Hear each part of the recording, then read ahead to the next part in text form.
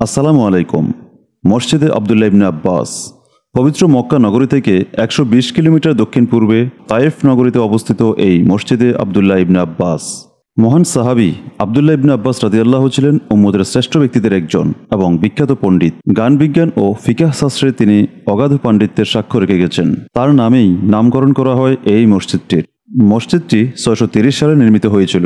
বনু Thaqif অবরোধকারীদের শহীদদের জন্য একই বছর মসজিদের পূর্ব দিকে একটি কবরস্থান প্রতিষ্ঠিত হয়। রাসূল সাল্লাল্লাহু আলাইহি সাল্লামের চাচাতো ভাই ইবনে আব্বাস রাদিয়াল্লাহুকে ৬৮৭ সালে এই কবরস্থানে দাফন করা হয়। পরবর্তীতে আব্বাসীয় খলিফা আল মুস্তাদির শাসনামলে মসজিদটি পুনর্নির্মাণ করা হয় এবং তারপরে ইবনে আব্বাসের নামে নামকরণ করা হয়। পরবর্তী সংস্কারে মসজিদের আকৃতি ও কাঠামো বর্তমানে একইভাবে বহাল আছে। ১৬৭১ সালে একটি প্রাচীর নির্মিত হয়েছিল যা কবরস্থান এবং ইবনে আব্বাসের সমাধিকে মসজিদ ভবন থেকে পৃথক করে দেয়। প্রবেশপথের শুরুতে বাম পাশে অজুখানা, এরপর একটি লাইব্রেরি ও মিউজিয়াম, তারপরে দেওয়ালের ওপাশে রয়েছে আবদুল্লাহ ইবনে আব্বাস রাদিয়াল্লাহু এর কবর, আর একেবারে ডানে হচ্ছে মসজিদ। খুবই দৃষ্টি নন্দন শৈলীতে নির্মিত মসজিদটির ভিতরের ইন্টেরিয়র দেখার আগে আমরা লাইব্রেরি বা মিউজিয়ামটির ভিতরে একটু দেখে নেই।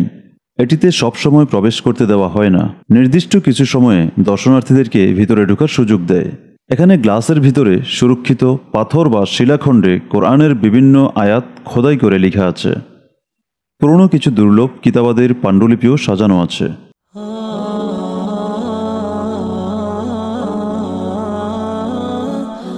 এখন চলুন মসজিদের ভিতরটা দেখে আসি। এই লাইব্রেরির পর দেওয়ালের পিছনে রয়েছে আবদুল্লাহ ইবনে আব্বাস রাদিয়াল্লাহু এর কবর। দেওয়ালের কারণে দেখা যায় না। তারপরই মসজিদটি।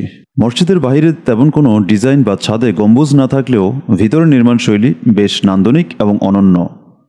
ডিজাইনে রয়েছে চমৎকার জ্যামিতিক কম্বিনেশন। এরকম নকশা আর কোথাও দেখা যায় না। অনেকটা মদিনার মসজিদে নববীর ভিতরের নির্মাণ আদলে।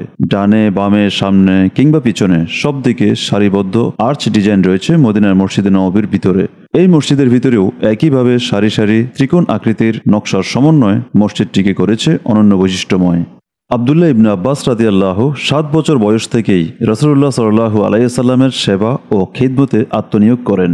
অজুর প্রয়োজন হলে তিনি পানির ব্যবস্থা করতেন, নামাজে দাঁড়ালে তার পেছনে দাঁড়িয়ে ইক্তেদা করতেন এবং সফরে রওনা হলে তিনি তার বাহনের পেছনে আরোহণ করে তার সফর সঙ্গী হতেন। এভাবে ছায়ার ন্যায় তিনি তাকে অনুসরণ করতেন। সর্বাধিক হাদিস বর্ণনাকারী ৬ জন সাহাবীর অন্যতম হলেন হযরত আবদুল্লাহ ইবনে আব্বাস রাদিয়াল্লাহু। তিনি ১৬৬০টি হাদিস বর্ণনা করেছেন। তিনি ছিলেন রইসুল মুফাসসিরিন। তার লিখিত তফসির গ্রন্থ তাফসিরে ইবনে আব্বাস জগৎ বিখ্যাত। মহান সাহাবী আবদুল্লাহ ইবনে আব্বাস রাদিয়াল্লাহু নানা দিক থেকেই সম্মান ও গৌরবের অধিকারী ছিলেন। সম্পর্কের দিক দিয়ে তিনি রাসূল সাল্লাল্লাহু আলাইহি সাল্লামের চাচাতো ভাই ছিলেন। উম্মুল মুমিনিন মাইমুনা রাদিয়াল্লাহু হযরত আবদুল্লাহ ইবনে আব্বাস রাদিয়াল্লাহু এর খালা হওয়ার কারণে অধিকাংশ সময়ে তার কাছে কাটাতেন। অনেক সময় রাতে তার ঘরেই শুয়ে পড়তেন। এ কারণে খুব নিকট থেকে অত্যন্ত ঘনিষ্ঠভাবে রাসূল সাল্লাল্লাহু আলাইহি সাল্লামের সাহচর্য লাভে তিনি ধন্য হয়েছেন। রাতে রাসূলুল্লাহ সাল্লাল্লাহু আলাইহি সাল্লামের সাথে তাহাজ্জুদ নামাজ আদায় ও তার অজুর পানি এগিয়ে দেওয়ার সুযোগও লাভ করেছেন। ৬৮ হিজরিতে তায়েফ নগরে তিনি ইন্তেকাল করেন। ওফাতের সময় তার বয়স হয়েছিল ৭১ বছর।